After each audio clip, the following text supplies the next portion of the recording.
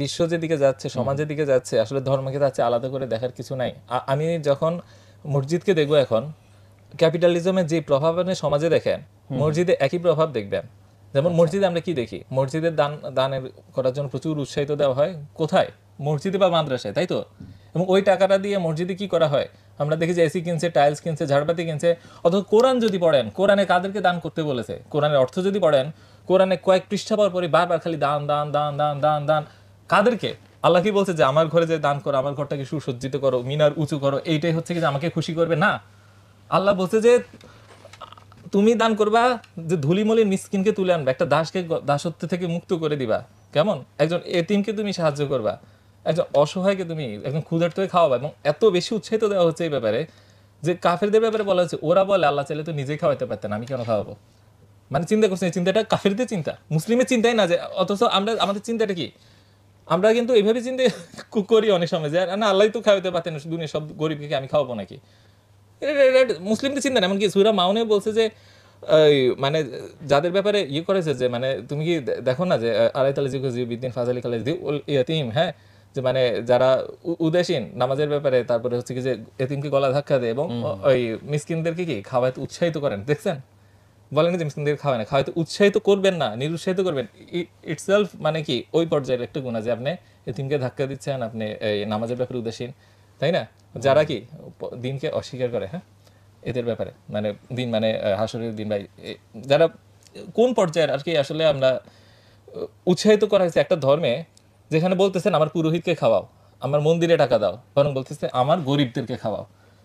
সেখানে এসে আমাদের দানের কেন্দ্র হয়ে গেল মসজিদের উন্নয়ন। এই উন্নয়ন কি মুসল্লির অন্তরের উন্নয়ন? এই উন্নয়ন কি ইসলামের উন্নয়ন নাকি ইনফ্রাস্ট্রাকচারের উন্নয়ন? আজকে যদি আপনি রাসূলের একটা নিদর্শন দেখতে চান, দেখতে পারবেন না। না রাসূলের প্রাসাদ দেখতে পারবেন, না রাসূলের হাতে তৈরি করে বিরাট কোনো মন্দির বা গম্বুজ, মন্দির তো না, মসজিদ বা গম্বুজ দেখতে পারবেন, না হযরত আবু বকরের প্রাসাদ দেখতে পারবেন, না হযরত ওমরের। কিন্তু তাদের আইডিয়াগুলো আমাদের মাঝে আছে, কারণ তারা মানুষ করে গেছে, মানুষকে উন্নয়ন করে গেছে, সমাজকে উন্নয়ন করে গেছে। আর আজকে আমরা মানুষ সমাজ না, আমরা ইনফ্রাস্ট্রাকচারকে উন্নয়ন করি। ঠিক যে কাজটা ফেরাউন করছে, ফেরাউন ঠিক এই কাজটা করছে। সে তার কোনো আইডিয়া রেখে যেতে পারেনি, কিন্তু ইনফ্রাস্ট্রাকচার রেখে যেতে পারছে। আর আজকে আমরা যা করছি 100 বছর পরে আমাদের পরবর্তী পুরুষরা এসে বলবে এরা এগুলো শুধু বানায় গেছে আর সমাজটাকে শেষ করে গেছে। আমাদের পুরা সমাজটা যখন সুদ ভিত্তিক হয়ে যায়, আমরা ক্যাপিটালিস্টিক চিন্তা মসজিদের ভিতরে নিয়ে আসি, এবং ওই চিন্তাটাকে ফান্ড করার জন্য কাদের টাকা প্রয়োজন? যাদের হাতে টাকা আছে, এবং তারা সব কি ভিত্তিক? সুদ ভিত্তিক। তো কেমনি সুদের বিরুদ্ধে বয়ান হবে? আপনি তো ধর্মকে আমাদের থেকে আর সমাজ থেকে আলাদা করতে পারবেন না, আমরা সবাই মিলিত। ওই চিন্তাটা ঠিকই মসজিদে ঢুকছে, এবং কোরআন যেভাবে শিখাইছে তার থেকে বিকৃত হয়ে গেছে আমাদের চিন্তা।